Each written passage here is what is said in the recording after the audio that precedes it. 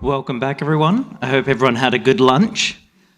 Our first speaker back after lunch is Saul Caganoff, principal at Deloitte and involved in the APIs Days Australia conference. So, Saul, please take it away. Okay, thank you.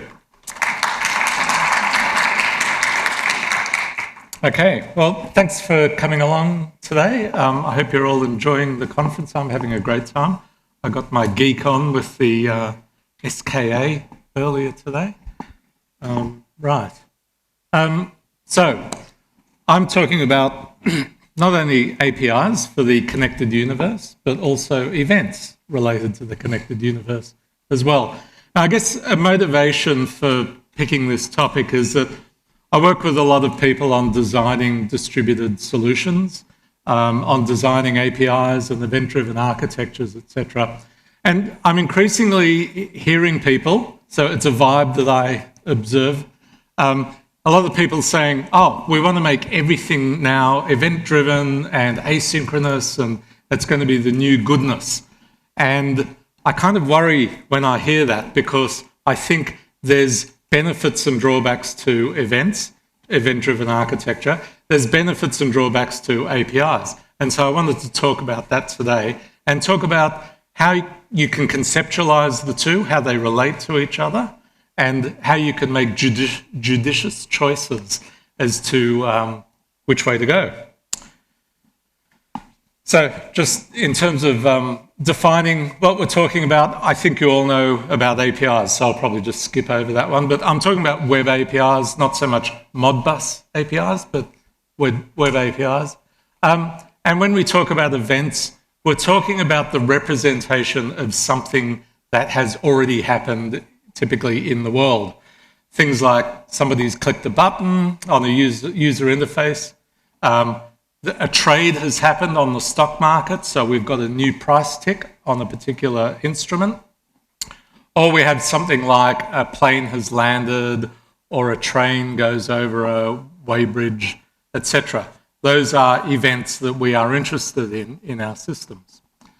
And when we talk about event-driven architecture, then typically these are solutions or applications where we are using events to deliver an outcome, to communicate information between loosely coupled services. And good examples of events are Twitter, where we're getting this pub sub. I'm forever grateful to Twitter for making everybody understand what pub sub means, right?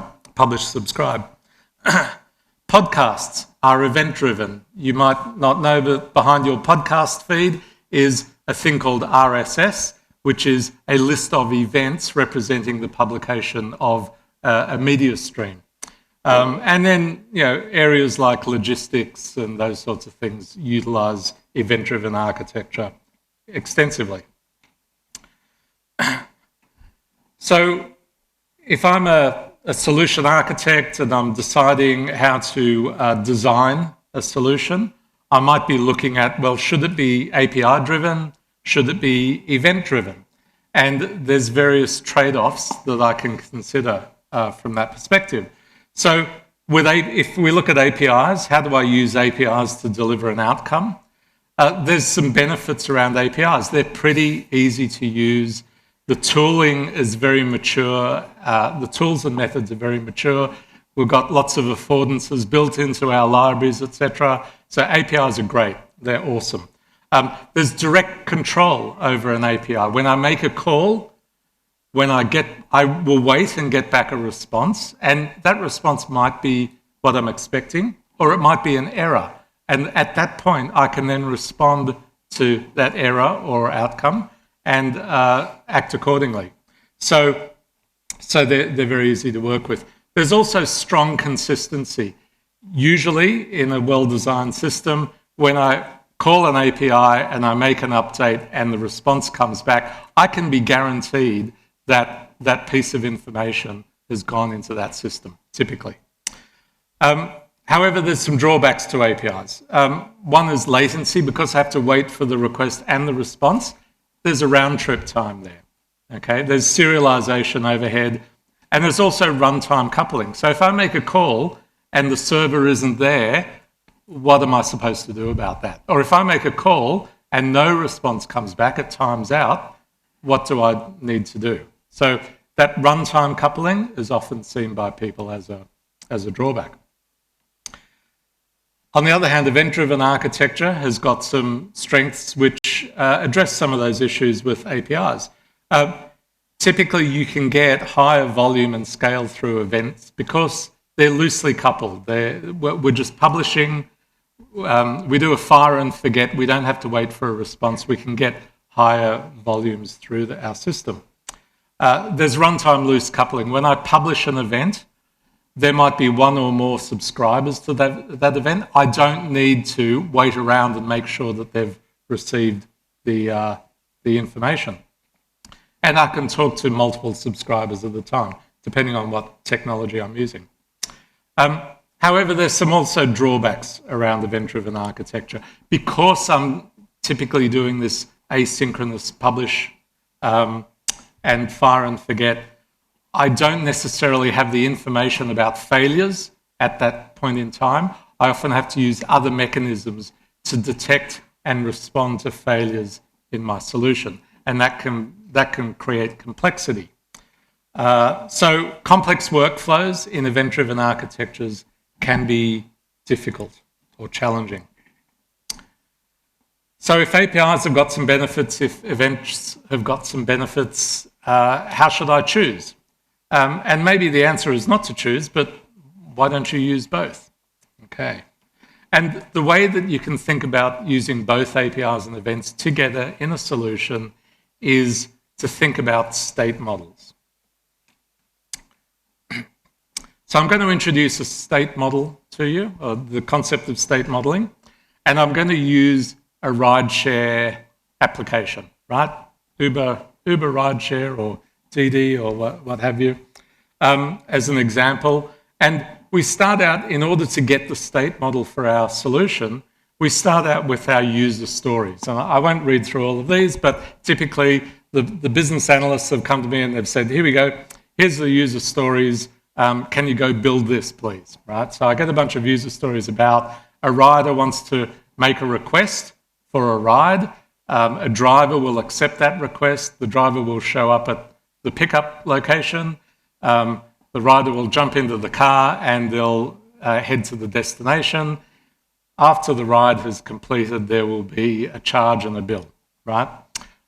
Pretty standard stuff that I'm sure everybody's pretty familiar with. So using these requirements, these user stories, we can come up with a diagram that looks kind of like this. And this represents the state model for that rideshare application. A state model is really, it's just a graph. The nodes in the graph, those rectangles, rounded rectangles, they are allowed states in the solution. And the arrows, the lines between the states represent state transitions, right? It's, I'm sure many of you are familiar with this. So basically the idea is it's kind of like a workflow, but actually it represents the universe of all possible states that my application can go through. And so, for example, if we start out with that circle up the top, where the rider has opened their app and they've requested a ride, that creates a new ride request, and that immediately goes into the searching state. So the ride request is out there, and we're searching for a driver to respond to that ride request. So we're now in that first state of searching, and in the ideal world, a driver will pick up that request. They will respond on their app and say, cool, I'll pick that person up. And we will transition from the searching state to the accepted state. So now the rider is notified on their app that a driver has accepted the request and is on their way to pick them up. Okay? After the accepted state, we go through to the next state, which is where the driver is on approach, and we want to send a notification to say that the car is approaching. It's 1 minute away. Rider hops into the car. We then in the next state, which is in progress. And then at the conclusion of the ride, when they get to the destination, we go into the final state, which is the completed state. Okay? Now, that's the sunny day scenario where the ride succeeds. We've also got other possibilities in the sense that, well, first of all, there may be no drivers in the area, so no one picks it up, okay? And that means that the ride request could time out and go into the state up at the top left, which is there's no drivers available. And that's pretty much the end of that ride. Tough luck, take a taxi. Or either the rider may cancel their request, or the driver, maybe after accepting a request, the driver may cancel as well. Sometimes that happens. So you get the idea. We've got the state model, and the arrows represent transitions from one state to another. So what has this got to do with APIs? So basically, you can use the state model to design your APIs. And if you think about an API gives you a way of performing two types of actions. One is a command. So a command might be create a ride request. A command might be accept a ride. Another command might be change the destination location. So commands end up being a mechanism, an affordance, which allows you to move your state model from one state to another state. Okay? So commands move you across those arrows. They move you from one state to another state. There's also another thing that an API needs to do is tell you what the current state is. Okay? And that's a query. So my API, a well-designed API, should allow you to get the current state of the ride. Has it been accepted by a driver yet? I don't know. Let's get the state and check and see. Okay? So you can think about an API as being a way of driving a model through its different states. And that's all inherent in the HTTP protocol. It's all built around that state modeling. And in fact, if you're familiar with a REST API, representational state transfer, that's the S in REST. S stands for state. You can also use the state model for events. And basically, any one of those arrows between states is an opportunity for you to publish an event representing the change in state, right? So a command changes state, and an event notifies you that the state has changed. Okay. So for example, when the rider creates a new ride request, that's a command, the driver receives a notification, an event notification to say, hey, there's a new ride request in your area. What do you want to do? Okay. So any transition in our state model is an opportunity to trigger an event notification. So if we come back to our rideshare model, I've color-coded it now to show the different perspectives from the different users in our solution. So the green arrows represent commands that a rider can perform through their API. The pink arrows represent commands that a driver can perform through their API.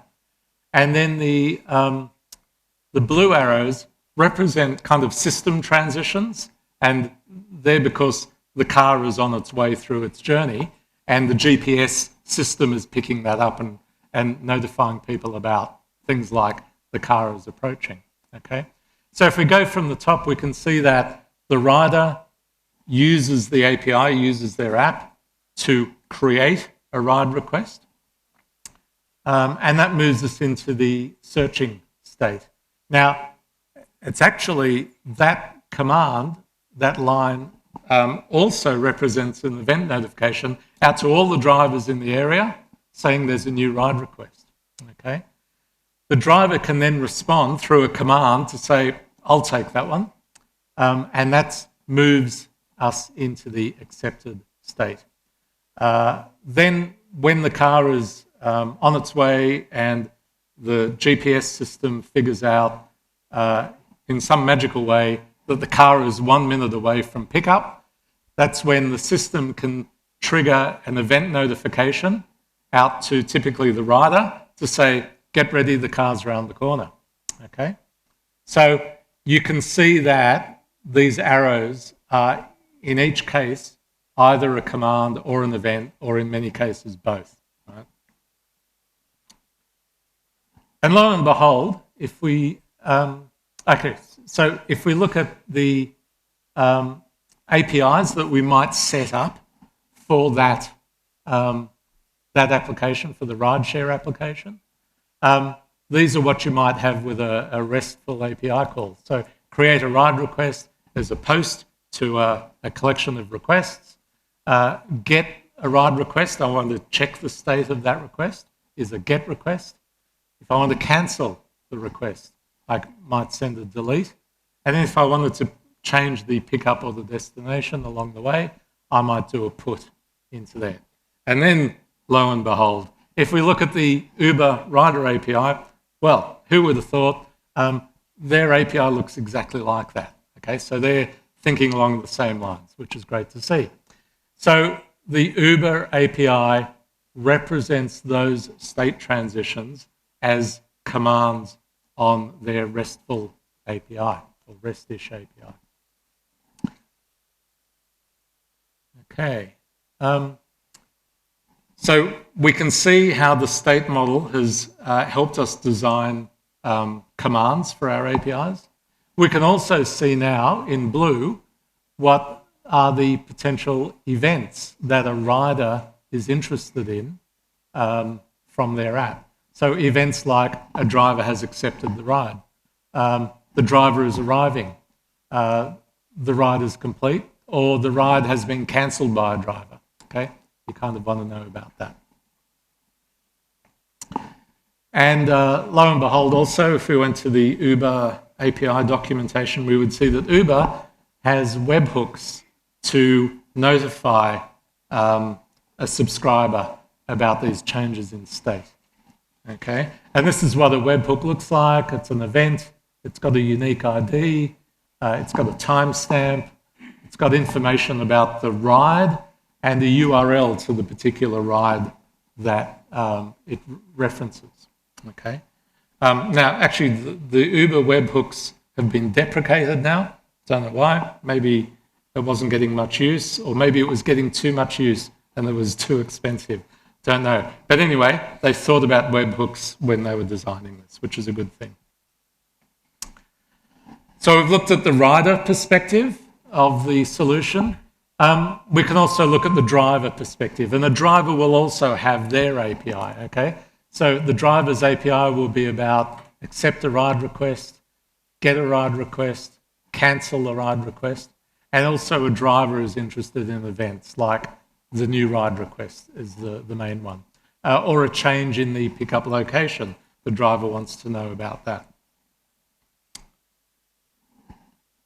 So we can see that our simple rideshare application has got a combination of both APIs and events to it, and we can use them to complement each other.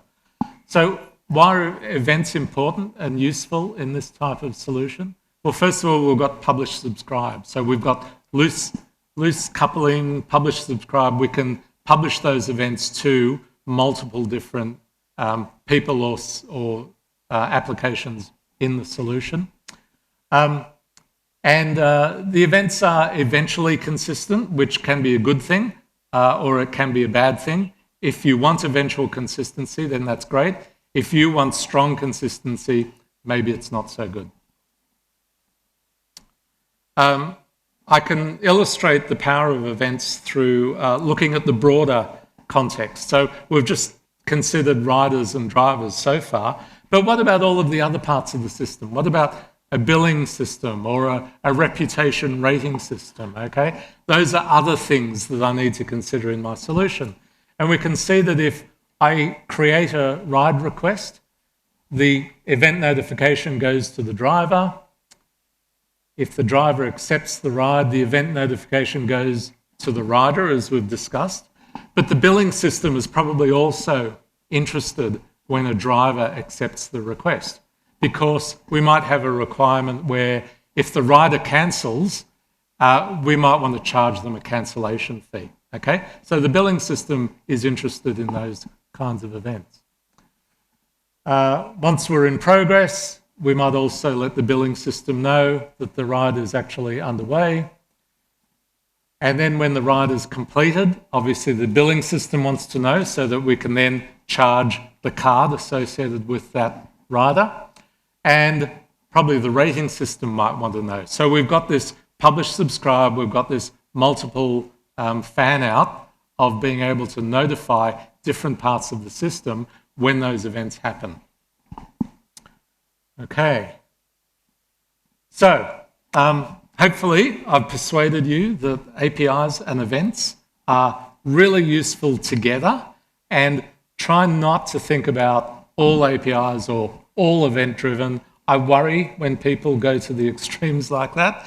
Not that it's wrong, but you need to know what you're wanting, okay?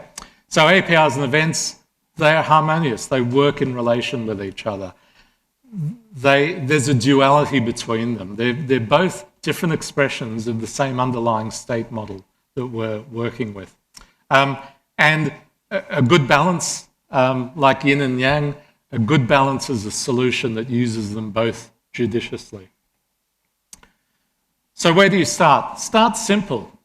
Use APIs for commands and queries. So commands and queries, just use your good old HTTP request-reply APIs. Event streams, use something like Kafka to publish event streams out.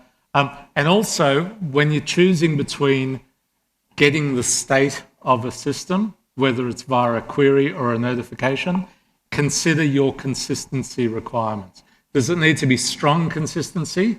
Use a query. Or if you're happy with eventual consistency, use an event. Think carefully about choreography, events for complex processes. We've seen a simple process, so events work really well in our rideshare example because that's a relatively simple end-to-end process. But if I'm doing complex processes like a mortgage application or something like that, that may not be so good because you get into race conditions, you get into out-of-order events, and it can be really hairy for those kinds of things. So think carefully if you want to go all event-driven. Okay, thank you for your time. And I'm not sure if we've got time for a question or so. We do. Okay.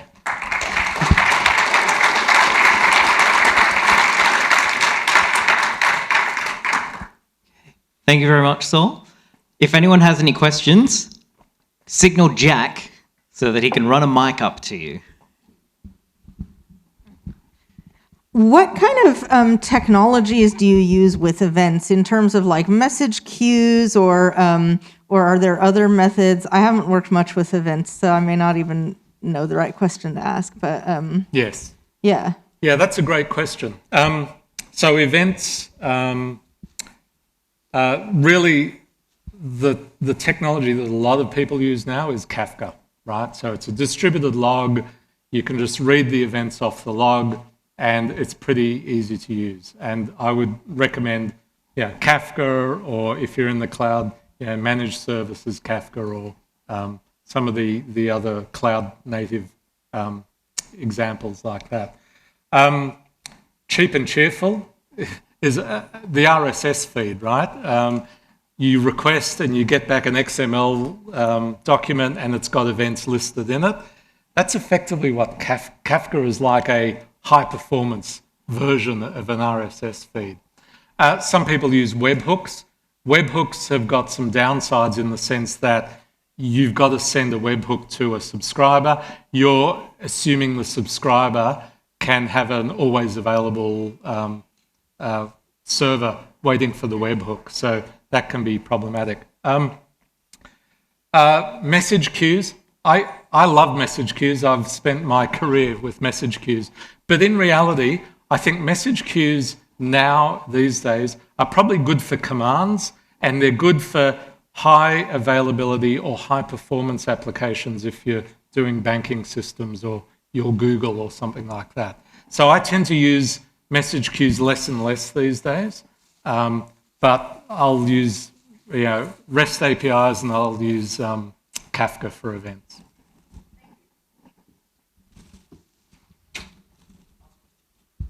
Hey, how's it going? That wasn't the question.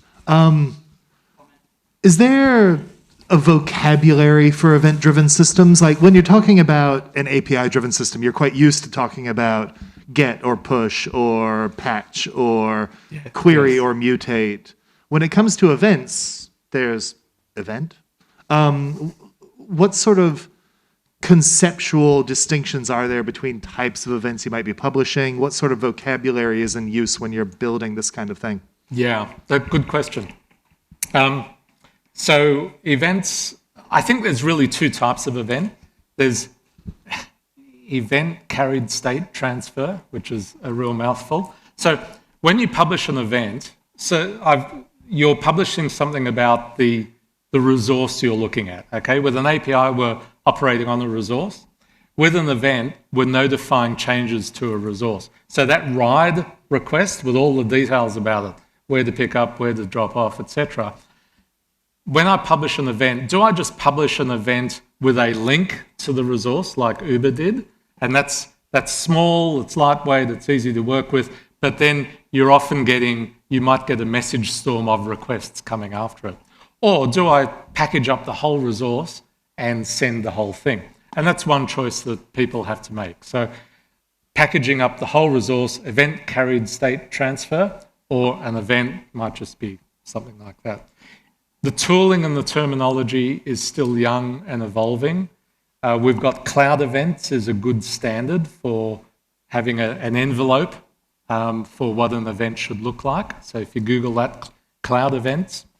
Async API is an approach to give us the swagger for an event, okay? Async API is the standard. So that's just like OpenAPI specification is for request reply APIs. Async API is the equivalent for events, and that's an emerging standard as well. So yeah, the tooling is kind of evolving, and that's why it's more fun, right? Okay. Thank you again, Saul. All right. And on behalf of the conference, thank you for talking. Enjoy your Adelaide Python mug. Okay. Thank you. Thank you.